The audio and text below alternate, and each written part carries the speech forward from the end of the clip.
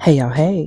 So listen, last week while everyone else was prepping for snow and ice, the boys and I were putting up the tent to brave record low temps. And I think the lowest it got was 34 with winds high enough to make it feel like 27 degrees. And it absolutely felt like 27 degrees. Now we knew it would get low, but not that low. And in preparation of how cold it could get, here are the 8 things we did to stay warm.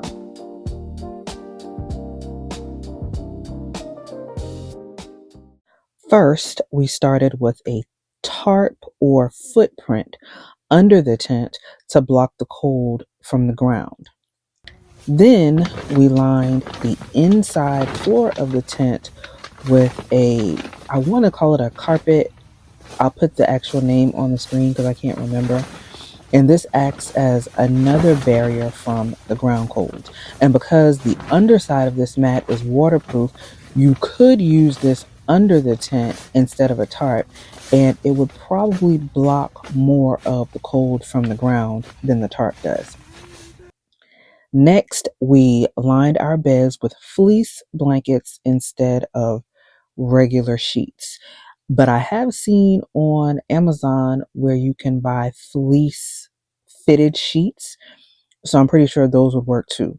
And in this particular cold setting, I decided to use 2 blankets instead of just one like we usually do before adding the 0-degree sleeping bags. Then on top of the sleeping bags, I added a regular cotton comforter.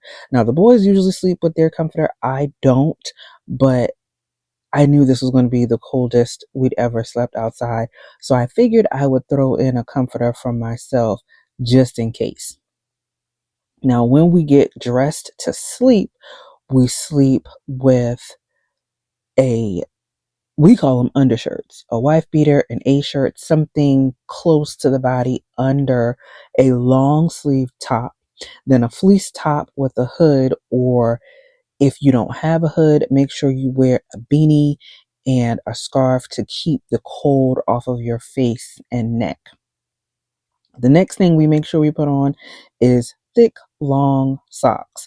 Peanut, the one who wanted to do all of this, wound up being so cold, he had to put on 2 pair of socks. And last but not least, please make sure you have some kind of external heat source. I'm still not up on, the kerosene or the propane.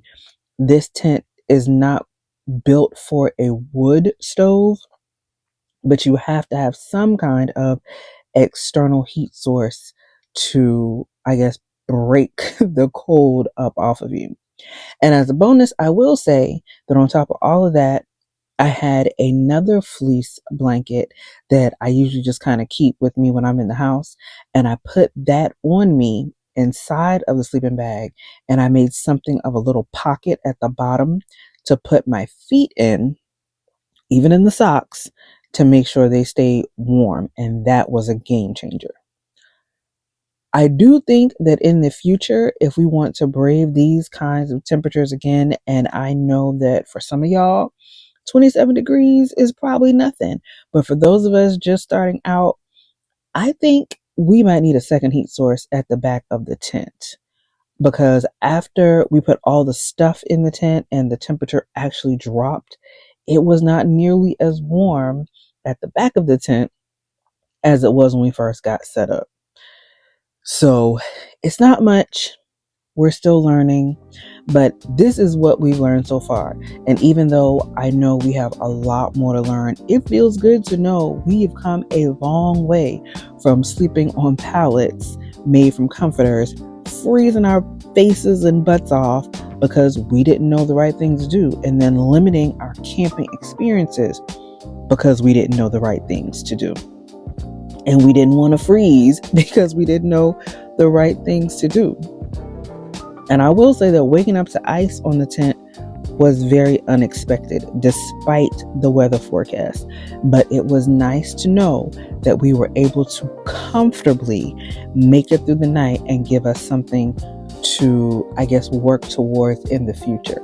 So our next camp out is not going to be, hopefully, as cold. It looks like it could be cold, but if we're lucky, we won't get those high winds making it feel like it's a whole lot less warm than they say it is, because 10 degrees difference is a whole lot when you're actually trying to have a good time.